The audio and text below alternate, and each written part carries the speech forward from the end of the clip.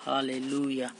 जीवित परमेश्वर की आराधना जिंदगी भर मैं करता रहूंगा। नया जीवन दिया यीशु, उस प्यार को कैसे भूलूं। जीवित परमेश्वर की आराधना जिंदगी भर मैं करता रहूंगा। प्रियो, आज के संदेश में आप सबों का स्वागत है। आज मेरा विषय है आराधना। आराधना को हम अंग्रेजी में वर्शिप बोलते हैं। वर्शिप का मतलब होता है पूजा करना, आराधना करना, दंडवत करना, झुक जाना, उपासना करना, आदर देना, महिमा देना, ये सब होती है। तो इसको हम देखते हैं। आराधना का मतलब होता है इब्रानी शब्द साचाह और ग्रीक का शब्द है प्रोस्कुनियो शब्द। ये दोनों का मतलब होता है कि परमेश्वर के चरणों में साष्टांग प्रणाम करना या परमेश्वर की महिमा के सामने नतमस्तक होना, घुटने टेक देना या जमीन पर लेटकर प्रणाम करना, अपने आप को समर्पित कर देना, साचाह का मतलब होता है। मेरे प्रियो, हम देखते हैं ये आराधना जो है ये स्वर्ग की बात है। आराधना जब पृथ्वी नहीं बनी थी, न मनुष्य उत्पन्न नहीं हुए थे, उससे पहले परमेश्वर की उपस्थिति में स्वर्ग में आराधना होती है, कंटिन्यू होती है, अनंत काल से होती आ रही है और अनंत काल तक होती रहेगी। क्योंकि जितने स्वर्गदूत हैं वे सारे परमेश्वर की आराधना करते हैं। वहां पर स्वर्गदूतों में एक साराप जाति के जो स्वर्गदूत होते हैं वो परमेश्वर की आराधना करने वाले स्वर्गदूत होते हैं।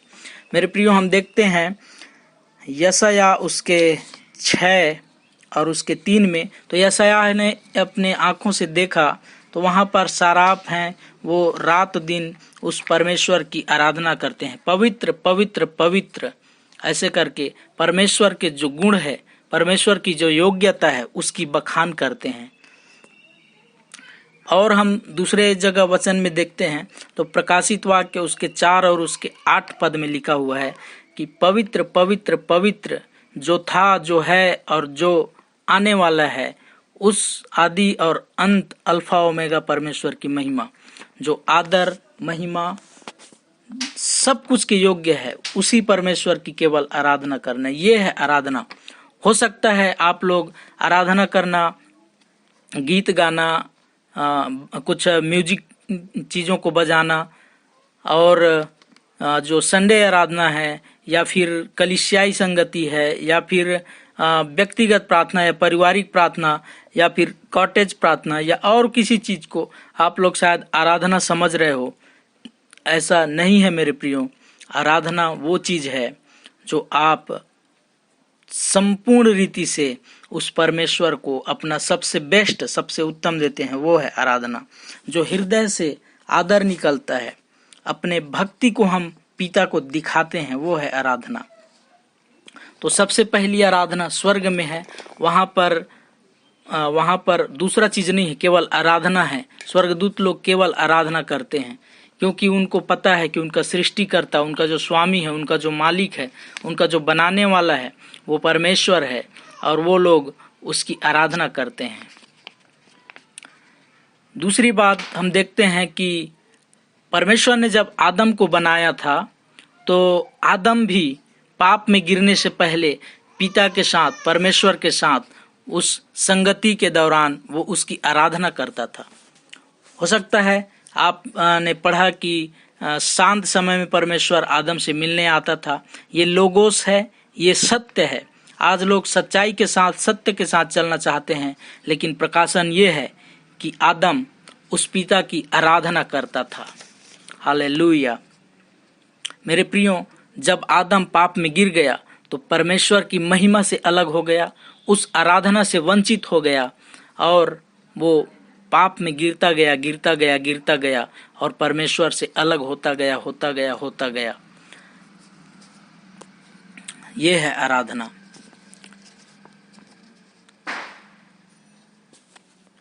उसके बाद हम देखते हैं तो हाबिल, जो उत्पत्ति 4:4 में लिखा हुआ है, हाबिल ने अपना सबसे उत्तम, सबसे श्रेष्ठ, बेस्ट जो 100% है उसको उसने परमेश्वर को दिया।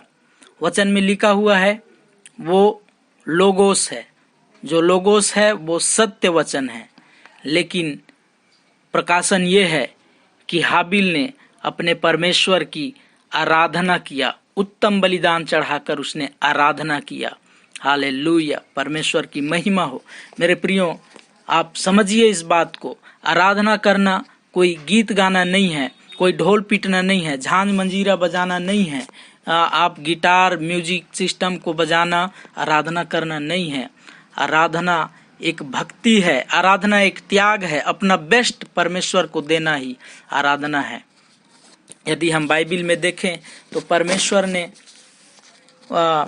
मूसा को आज्ञा दिया, निर्गमन 20 अध्याय उसके 2-3 पद में ही सबसे पहली आज्ञा परमेश्वर ने मूसा को दिया और उस समय के लोगों को दिया, वो ये थी कि तू मुझको छोड़ किसी और दूसरे की आराधना नहीं करना, उनकी उपासना नहीं करना, न किसी भी चीज की मूर्ति बनाना, न लोगों की, न पेड़ पौधे की, न जीव जंतु की, न आकाश की, न पृथ्वी की, न जल की, न समुद्र की, न तो सूर्य चंद्रमा की, न किसी व्यक्ति को, क्योंकि परमेश्वर चाहता है कि हम उसे पहला स्थान दें, पहली जगह दें।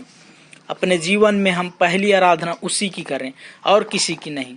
लेकिन आज हम देखते हैं बहुत सारे लोग अपने पासबानों की आराधना करते हैं, बहुत सारे लोग किसी पिक्चर की, फोटो की, किसी और दूसरे चीज़ों की, कई सारे लोग अपने माता पिता की आराधना करते हैं। मेरे प्रियो, आपको याद रखना है केवल आराधना की योग्य एक ही है, वो है परमेश्वर।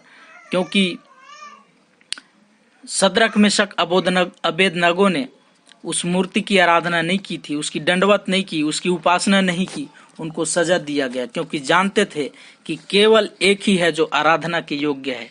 मेरे प्रियो, आज हो सकता है आप किसी के पैरों में झुकते हैं, किसी के आगे घुटने टेकते हैं, किसी के आगे अपने आप को समर्पण कर देते हैं। हो सकता है किसी के आप इतने अधीन हैं कि आप उसको इतना प्रेम करते हैं, उतना अपने हृदय में बसा चुके हैं कि आप उससे उसकी आराधना करने लगे हैं। आप समझदार हो, आई विश आप इन बातों को समझो। मैं आगे आपको बताना चाहता हूं कि आराधना जो है, उपासना करना, परमेश्वर की आदर करना, परमेश्वर की महिमा को बखान करना, परमेश्वर को ऊंचा उठाना, परमेश्वर के लिए जो हमारे हृदय में जो श्रद्धा भक्ति है उसको बाहर निकालना, क्योंकि आराधना का स्रोत हमारा हृदय है और ये हृदय से निकलता है। परमेश्वर की योग्यता को जब हमने जाना, देखा, सुना, तो उस योग्यता का बखान करना ही आराधना करना है। आराधना के उल्टा यदि हम देखते हैं तो दोष लगाना है, उसकी आलोचना करना है, तिरस्कार करना है, किसी चीज़ की अवहेलना कर देना, ये सब आराधना उपासना की विपरीत बातें। इसलिए आप हमेशा ध्यान रखें कि कभी भी परमेश्वर पिता पर आप दोष मत लगाइए, कभी भी उसके बनाए हुए किसी चीज़ पर आलोचना मत करिए, किसी भी चीज़ का तिरस्कार मत करिए, किसी भी चीज़ को आप अवहेलना करके अपमान मत करिए पिता का। हमेशा उसका आदर करिए, हमेशा उसकी आराधना करें, हमेशा उसको प्रेम करके पहला स्थान दे अपने जीवन में। मेरे प्रियो, यदि हम पूरे बाइबिल में देखें तो लगभग 200 पद आराधना के विषय में लिखा गया है। लगभग बाइबिल में 200 पद आराधना के विषय में लिखा गया है। ऐसा नहीं है कि आप आराधना केवल संडे चर्च में ही बैठ के करें या कलीसियाई संगति में बैठ के करें। आराधना आप घर पर कर सकते हैं, अकेले कर सकते हैं, लेट कर, सोकर, चलते फिरते, कहीं भी किसी भी जगह कर सकते हैं। इसके लिए कोई शर्त नहीं है। आप अकेले कर सकते हैं, परिवार के बीच में कर सकते हैं, कोई समूह में कर सकते हैं, कलीसिया में कर सकते हैं, संडे आराधना में कर सकते हैं, कहीं भी कर सकते हैं। इसके लिए कोई कंडीशन नहीं है, आप आराधना को कहीं भी कर सकते हैं। जब आप जितना ज़्यादा परमेश्वर पिता को जानने लगते हैं उतना ज़्यादा आप उसकी आराधना करने लगते हैं, क्योंकि परमेश्वर को जानना ही उसकी आराधना करना है। उदाहरण के लिए यदि हम देखें तो भजन संहिता 96 अध्याय में जो भजन का लिखने वाला है वो सुंदर रीति से परमेश्वर की आराधना किया कि उसने क्या किया, क्या बनाया, कैसे है, उसके चरित्र और गुण की वो बखान करता है। और यही परमेश्वर पिता का आराधना करना है। जितना ज़्यादा हम उसकी आराधना करते हैं उतना ज़्यादा अपने सृष्टिकर्ता को और करीब से हम जानते जाते हैं। ये एक प्रकाशन की बात है मेरे प्रियो, क्योंकि धन्यवाद शरीर में करना है, स्तुति प्राण में करना है और आराधना आत्मा में करना है। हालेलुया। ओ मेरे प्रियो, आराधना आत्मा से निकलती है, आत्मा की गहराई से निकलती है, क्योंकि आराधना का स्रोत आत्मा है।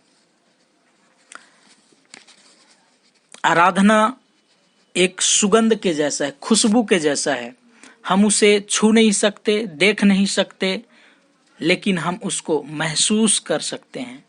आराधना को हम महसूस करते हैं, अपने अंदर महसूस करते हैं। और जब हम परमेश्वर के प्रेम को समझ पाते हैं तो हृदय से धन्यवाद के साथ निकला हुआ शब्द ही हमारी आराधना के शब्द हैं। आराधना हमको महा अति पवित्र स्थान में लेकर जाता है, जहाँ पर पिता की उपस्थिति होती है। वहाँ पर जब पिता की उपस्थिति होती है वहाँ पर चंगाई है, पिता की उपस्थिति में छुटकारा है, पिता की उपस्थिति में चमत्कार होने लगते हैं। वहाँ पर लोग ऑटोमेटिक अपने आप बहुत सारी चीज़ें, चंगाई, छुटकारा, बेदारी, परिवर्तन आ जाता है, बदलाव आ जाता है, कठोर हृदय पिघल जाते हैं। जब पिता की उपस्थिति आती है तो रोग, बीमारियाँ, शैतान, दुष्ट आत्माएं अपने आप भग जाती है, क्योंकि जहाँ पर पिता की उपस्थिति है वहाँ पर आराधना है। हम देखते हैं स्वर्ग में परमेश्वर उपस्थित है और स्वर्गदूत रात और दिन उसकी आराधना करते हैं। किसी ने कहा है, भविष्यवक्ता परमेश्वर के वचन को लेकर आता है, एक प्रार्थना करने वाला उत्तर को लेकर आता है, लेकिन आराधना करने वाला परमेश्वर की उपस्थिति को लाता है। हालेलुया। क्या ही उत्तम बात है मेरे प्रियो कि मैं और आप उस परमेश्वर की एनी टाइम हमेशा आराधना करें। बाइबल में यदि देखें तो बहुत सारे लोगों ने परमेश्वर पिता की आराधना किया, बहुत सारे लोगों ने आराधना किया। हमारा प्रभु यीशु मसीह एक उत्तम आराधक था, वो हमेशा अपने पिता की आराधना करता था। मेरे प्रियो, आराधना के द्वारा हम उस पिता से जुड़ जाते हैं। आराधना उसकी उपस्थिति को लाती है और जब हम उसकी उपस्थिति में जाते हैं तो हमें प्रकाशन मिलते हैं, हमें परमेश्वर को और जानते हैं, उसके प्रेम में हम डूब जाते हैं, खो जाते हैं, समय का पता नहीं चलता, क्योंकि आराधना हृदय से निकलती है, उसके साथ कनेक्शन जुड़ा होता है। नए नियम में लिखा हुआ है यूहन्ना 4 उसके 23 पद में कि वहां पर पिता की आराधना करना है आत्मा और सच्चाई से। तो इस प्रकाशन को जब हम जानते हैं तो हमारी आराधना और बेहतरीन हो जाता है और सफल हो जाता है। हमको इस प्रकाशन के साथ उसकी आराधना करना है कि पिता की आराधना हमको पुत्र की आत्मा में होकर करना है, और ये सच्चाई को जानना है कि वो हमारा पिता है और हम उसके बच्चे हैं। इस सच्चाई के साथ और पुत्रत्व की आत्मा के साथ यदि हम अपने पिता की आराधना करेंगे तो वो आराधना ग्रहण योग्य है। मेरे प्रियो, आप नौकर नहीं हैं, आप दास नहीं हैं, आप सर्वेंट नहीं हैं, हम पुत्र हैं, हम सन हैं। परमेश्वर ने हमको अपना बेटा और बेटी बना लिया, गोद ले लिया है। उसने यीशु के लहू के द्वारा हमको अपना वारिस बना लिया है। इसलिए हम आत्मा और सच्चाई से आराधना करें। मेरे प्रियो, मैं आपको उत्साहित करने के लिए एक गवाही आपके साथ शेयर करना चाहता हूँ। मेरा शादी 2018 में हुआ और हमको दो साल तक के बच्चे नहीं थे। बहुत सारे लोगों ने सवाल किए, बहुत सारे हमारे ऊपर में कई उल्टा सीधा दोष लगाए, बदनामियां आई, चारों तरफ हमारी अफवाह उड़ी। लेकिन लोगों ने कुछ उपाय बताया कि ऐसा कर लो, ये कर लो, वहाँ चले जाओ, ये दवाई कर लो, वो डॉक्टर के पास चले जाओ, ये आयुर्वेदिक उपाय करो, ऐसा करो, वैसा करो।